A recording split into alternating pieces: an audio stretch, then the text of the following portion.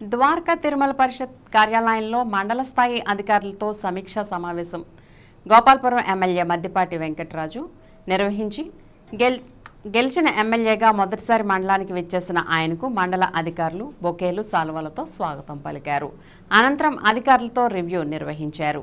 ఈ కార్యక్రమంలో ఎమ్మెల్యే మద్దిపాటి మాట్లాడుతూ అందరూ సమన్వయంతో పనిచేసినప్పుడే ప్రజా సమస్యను పరిష్కరించగలుగుతామని అన్నారు. అధికారులను ఎక్కడికి పంపించినా ఇదే ప్రభుత్వంలో పనిచేయాలని, ఎక్కడ ఉన్నా ప్రజలకు మేలు జరిగేలా పరిపాలన అందించాలని చెప్పారు. ప్రజలకు సౌకర్యాలను అందించాల్సిన పరిస్థితి వచ్చినప్పుడు నైతిక విలువలకు భంగం కలగకుండా నిబంధనలు దాటైనా పనిచేద్దామని అన్నారు. అందరూ కలిసి టీం వర్క్ చేస్తేనే మంచి అభివృద్ధి సాధించగలుగుతామని చెప్పారు. పనిని ప్రేమిస్తే లక్ష్యాన్ని చేరుకోగలుగుతామని, ఏ ఒత్తిడికి గురి కావాల్సిన అవసరం లేదని అన్నారు. ఈ కార్యక్రమంలో మండల పార్టీ అధ్యక్షులు లంకా సత్తిపండు, పోలిన శ్రీనివాస్, మొగతాడకల శ్రీనివాస్, మట్టిపత్తి రూపేష్ కుమార్, ఏపూరి కిషోర్, టీడీపీ, జనసేన, బీజేపీ నాయకులు, కార్యకర్తలు పాల్గొన్నారు.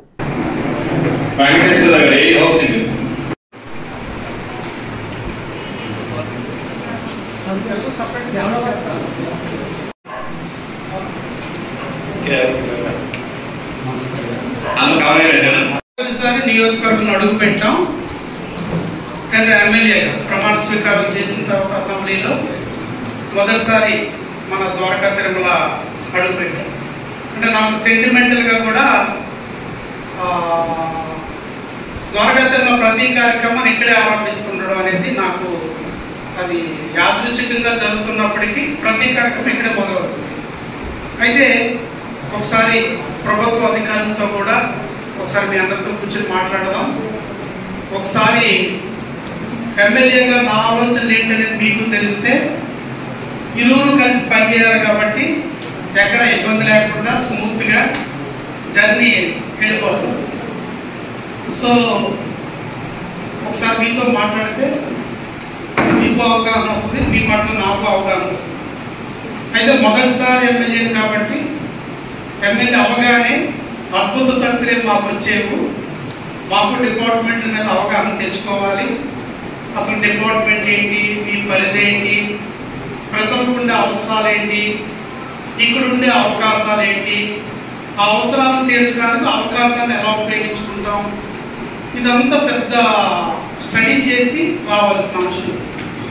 కాబట్టి దీనికి మీ సహకారం కూడా కావాలి. మీరు నేను ఇద్దరం కలిస్తే ప్రజలకు మేలు జరుగుతుంది. కాబట్టి కొన్ని సందర్భాల్లో మీరే నన్ను గైడ్ చేయాల్సిన అవసరం కూడా ఉంటుంది. ఎందుకంటే నేను రెండు హ్యాండిల్ చేయాలి. ఒకటి పొలిటికల్గా ఆ సిస్టమ్ని హ్యాండిల్ చేయాలి. ఎందుకంటే ఒక ఎమ్మెల్యే అనేది పొలిటికల్ సిస్టమ్ నుంచి వస్తాడు. స్ట్రిక్ట్గా పరిపాలనకు అనుగుణంగా కొన్ని గైడెన్స్ ఆల్రెడీ ఉంటాయి. మన డిపార్ట్మెంట్లుగా కానీ, ప్రభుత్వ పరంగా కానీ, పాలనా పరంగా కానీ కొన్ని సర్టెన్ గైడ్లైన్స్ ఉన్నాయి.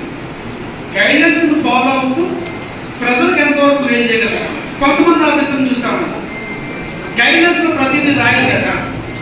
అంటే మీకు ఎప్పుడు కూడా రాజ్యాంగం మీరు తీసుకుంటే రాజ్యాంగంలో ప్రతి అంశం ఉండదు.